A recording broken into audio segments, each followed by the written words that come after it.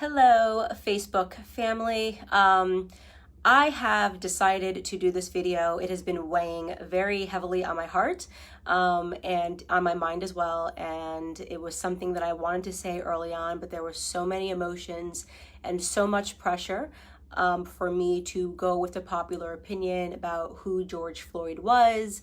And sometimes it can be difficult when there are just so many external pressures to say what you believe. And this was an instance where I felt like my silence would have been better in the beginning, but the more that I think about it, I realize that we are being sold a lot of lies, and at the detriment to the Black community, at the detriment to the white community, and at the detriment to America as a whole. So I want to come out and say that I do not support George Floyd and the media depiction of him as a martyr for Black America. I'm going to explain why, and I hope that some of you guys will understand where I'm coming from. I have spent a considerable amount of time reading a lot of Black authors that I think are some of the most brilliant Black Americans breathing. Walter Williams, Shelby Steele, Thomas Sowell, and I recently came across something that was an idea that was planted into my head by Shelby Steele, and it has been something that I cannot forget. It is something that will stick with me for the rest of my life. And it is something that I hope for the Black Americans that are watching will stick with you for the rest of your life. Shelby Steele said that the Black community is unique from other communities. Our culture is unique from other communities because we are the only community that caters to the bottom denominator of our society. Now, let me explain what that means. It means to say that not every Black American is a criminal, not every Black American is committing crimes, but we are unique in that we are the only people that fight and scream and demand support and justice for the people in our community that are up to no good.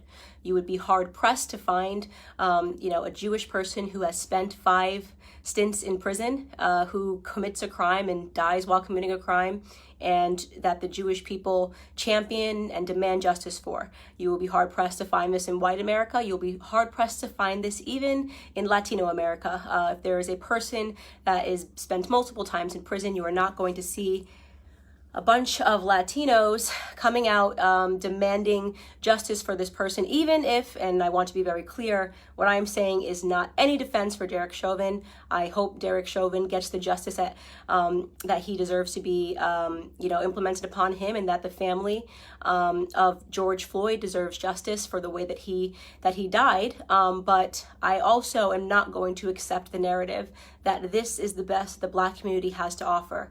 For whatever reason, it has become fashionable over the last 5 or 6 years for us to turn criminals into heroes overnight.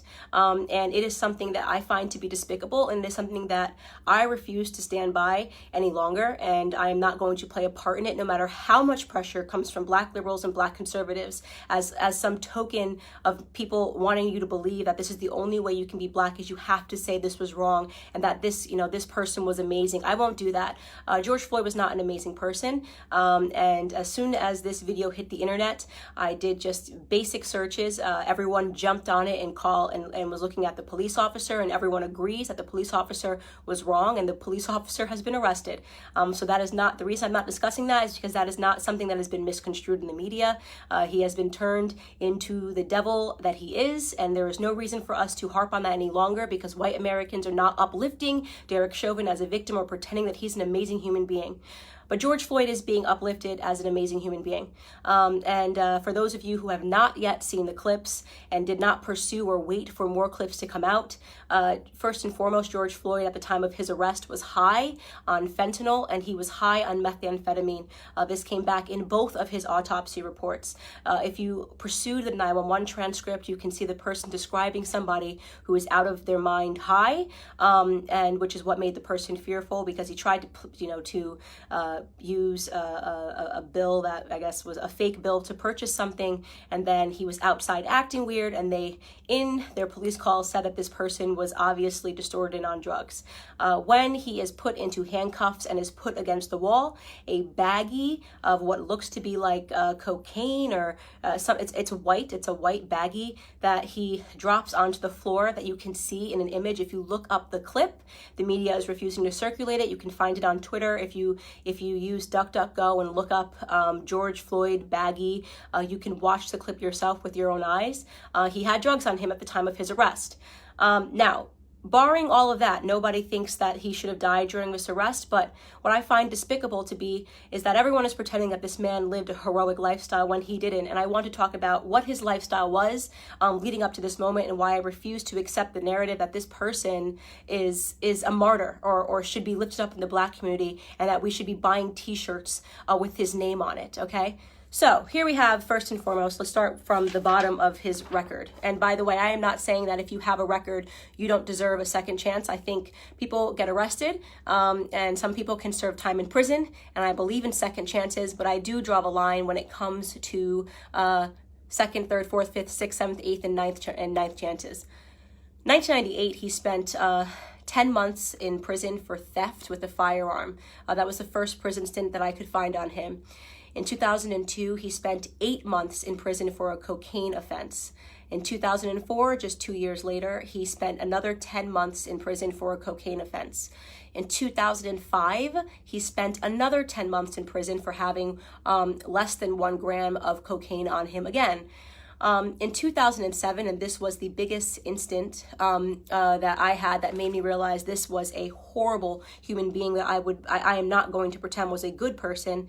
In 2005, a woman who was pregnant received a knock at the door, and she went to the door, and the person pretended to be someone that worked for the water department. So she opened her door and quickly realized that the person at her door did not work for the water department and attempted to slam it. At the moment that she was attempting to slam it, a Ford pulled up and another 5 men jumped out of the car, and one of which was George Floyd, came up to the door and they forced their way inside to her home, inside of her home. Mind you, this woman is pregnant. At that point, George Floyd took out a gun and pressed it to her stomach. She was screaming, begging for her life, and he put her inside of her living room and instructed one of his criminal friends that was with him to watch her and to make sure she didn't leave the living room. So he was playing guard while they ransacked her home looking for drugs and money. They did not find drugs. They ended up taking, I believe, her wallet and her cell phone. Fortunately for her, her neighbor observed what was going on and caught the license plate of the people as they pulled off and called 911. And when 911 was able to, they were able to track down the car of which George Floyd was the driver, and they arrested him. And 2 years later, he was sentenced to 5 years in prison for that instance. Now, you can say the media is portraying it like he was just getting his life together after, being released in 2014 following that incident. He was just getting his life together and moved and was going to start afresh. I'd like to believe all of those things, and there's a gap, and he never got in trouble for 5 years until this incident when the police were called on him again. But you are defying common sense to believe that this person suddenly became an exemplary character but happened to be high on fentanyl and methamphetamine and trying to use a fake bill to purchase something. And so in my opinion, George Floyd was a criminal. He was a criminal. And just because he was a criminal doesn't mean he deserved to die at the knee of a police officer. But it does mean that I am not going to play a part of the broken Black culture that always wants to martyr criminals, who wants to pretend they were these upstanding human beings that just wanted to help society, that just wanted to reach out and uplift society. And he has a rap sheet that is long, that is dangerous. He was an example of a violent criminal his entire life. Okay, up until the very last moment. Now, again, I want to be clear. This is not a defense for Derek Chauvin. No one that I have spoken to, no one in the news is defending Derek Chauvin. He is getting what he has coming to him. Okay, great.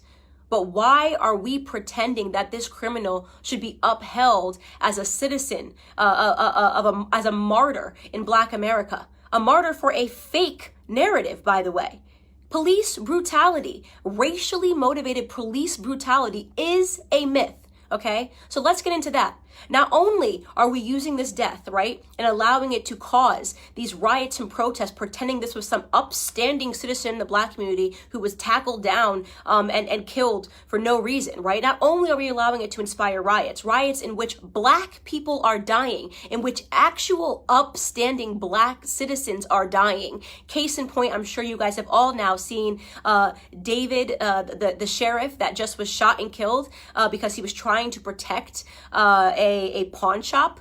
Please look him up if you haven't seen it. I'm blanking on his last name. His first name is David, who was shot and killed for trying to protect a pawn shop from looters, an upstanding citizen, an actual head of he was the head of a police his entire life, 77 years old, did everything right? So we now have to kill upstanding Black citizens because a non-upstanding Black citizen, a career Black criminal, died. Now, did he deserve to die in that manner? No. I can't say it enough. No, he didn't deserve to die in that manner. But I will be damned if the rest of us upstanding Black citizens have to suffer because of this incident that rarely ever happens in America. So here are some numbers for you people that are still believing that police brutality is a real, racially motivated police brutality is a real thing. First and foremost, okay, you have a 25% higher chance as a violent white criminal of dying at the hands of a police officer than you do as a Black criminal. Last year, a total of 9 unarmed black men were killed by police officers and 19 white men were killed by police officers. For those of you that aren't good at mathematics, right, you might be thinking, oh, but Candace, white people represent 60% of the population and Black people represent just 13% of the population. It doesn't matter what percentage of the population you represent. It matters what percentage of the violent criminal community you represent. And unfortunately, Black community commits a disproportionate amount of crimes compared to the white community. Let me tell you, 6% of the population, right, Black men, 6% of the population account for 44% of all murders in this country, according to 2018 statistics. That is what you call a gap. And yet white people who represent 60% of the population, we represent 13, Black men are 6%, only represent 50% of all the murders, right? That makes no sense. That makes no sense. A 6-point variation in a community where we are extreme minorities. We commit 50% of all violent offenses, evenly split, and we're only 13% of the population, okay? So we have a lot more encounters with police officers. And don't say the police officers are coming around because we're Black. I'm talking about violent criminals. I'm talking about murder, 44% of murders, okay? You want to talk about real statistics? The police officers have way more to be fearful of in the Black community than the other way around, okay? We commit, on average, a police officer is 18 and a half times more likely to be killed by a Black person than the other way around. Okay, so this entire narrative is complete smoke and mirrors. It's all made up. It's just election fodder. It's white versus Black because it's an election year, not because Black Americans are suffering at the hands of police officers more than white Americans. Do some police officers do the wrong thing? Yes. I don't think there's anybody in the world who has not encountered a police officer and thought this person is an absolute jerk who is power tripping, whether you are Black or white. We know they exist. And we know they're always going to exist, by the way, because they're human beings. And sometimes human beings suck. In fact, if you want to attack a community for accidental slayings or brutality, did you know that doctors accidentally kill 250,000 people every year because of mistakes? Did you know that there's been doctors that have been arrested for being serial killers that just were killing people because they wanted to? Do we protest and boycott doctors? Do we assume all doctors are horrible human beings because some doctors are? Or do we realize that society is not perfectible? People suck in every profession. It is no excuse to paint society with a broad brush. It is certainly no excuse to accept a Democrat narrative, okay, that Black people are being disproportionately hunted down by police officers because of the color of their skin. You want to know the best way to avoid not being brutalized by a police officer is to limit the amount of encounters you need to have with them, especially when it comes to violent crimes. Okay? I am not going to stand for this continual bottom-feeding narrative of us martyring people that have had 5, 6, 7 stints in prison and then pretending they were upstanding heroes to our community. It's bullshit. It's bullshit. Excuse my language. It's absolute bullshit. And I'm tired of it. I'm tired of having to play pretend. I'm tired of sitting here and being called a coon or an Uncle Tom because I won't play this bottom feeding game with you. If you want to hang up posters of criminals on your wall and talk about them as your martyrs, do it. Do it. You can do it. Kobe Bryant was my idol, okay? I'll keep a photo of Kobe Bryant. You can keep one of George Floyd and pretend he was an upstanding human being that just once or twice put a gun across a pregnant woman's belly. Could you imagine that woman right now? That black woman, by the way, right? Watching everybody pretend this person was an upstanding human being who just at the age of 42 and 5 prison stints was going to get his life together. I mean, it's embarrassing. We are embarrassing in that regard, right? This is why we have a cycle and a toxic culture, because nobody wants to tell the truth in Black America. It's so easy to be a victim. It's so easy to ask white people to bow down and apologize and do all these things for us. It's crap. It's crap. It's a lie. It's a farce. Our biggest problem is us, okay? It's why we don't talk about it when black on black crime happens. It's why we don't talk about it when 40 black people are killed in one weekend during Memorial Weekend in Chicago. We don't want to talk about any of that stuff. We don't want to talk about Baltimore. We don't want to talk about New Jersey. We don't talk about any of these places where black people are being slaughtered by other blacks, because that would mean that we had to be personally accountable, right? That would mean personal responsibility. We don't do personal responsibility in our community. We don't do it. We blame white people, right? We only point a camera to white people when they do something, even though we do it at a way higher rate to ourselves, right? We celebrate our drug dealers. We're the only community, right, that would ever create hashtags to free people from prison because they committed crimes, like free Meek Mill, free this rapper, free this rapper. How hard is it to not spend multiple times in prison? How difficult is that? Is that too hard for us? Is that way too high of a mountain for us to scale, to do the right thing, to be upstanding citizens? That is the call to action that I have for Black America with Blexit. Like, why do we keep fulfilling this narrative? What do you think the perception of us, by the way, is on the outside? You ever look at the comments? You ever go into like an anonymous blog and see what people say? Oh, just black people being black people. I see those racist comments. Oh, just black people got to riot. Black people got to be black people. You know how they are. Oh, just black people being ignorant. That is the perception. When people get to be anonymous and talk about us, that's what they think about us, right? They think that we are the kind of people that will forever uphold criminals as the martyrs of our society, that we will never take account for the things that we do wrong, right? That we don't have it within us to educate ourselves to get ahead. And that for those of us that actually do it, well, we get called coons, right? You got Condoleezza Rice, she's a coon. Larry Elder, he's a coon. Dr. Ben Carson, brain surgeon, first ever to perform the surgery of splitting twins that are connected by the head. He's a coon, right? What a loser he is. What a stupid guy he is. Kanye West says he's not going to be told to do it because of the color of his skin. He's a coon. He's lost. He's in the sunken place. The sunken place. That's where we all are, right? Because we demand more and we will get more out of this society, because we're going to get ahead, right? That's what's going to happen. We're going to get ahead. Black conservatives get ahead because we don't subscribe to this narrative. Because you're not going to catch me outside trying to grab a TV pretending that it's because a martyr named George Floyd got killed. Okay? I'm a big believer that no matter what color you are, you do stupid things, you win stupid prizes. Okay? We have to do better. We have to teach our kids better, or we're not going to get ahead, right? Anyways, this is just a rant because I have been feeling super annoyed at these depictions in society. I have no apologies here to make. George Floyd is not my martyr. He can be yours. That's all I have to say to Black America.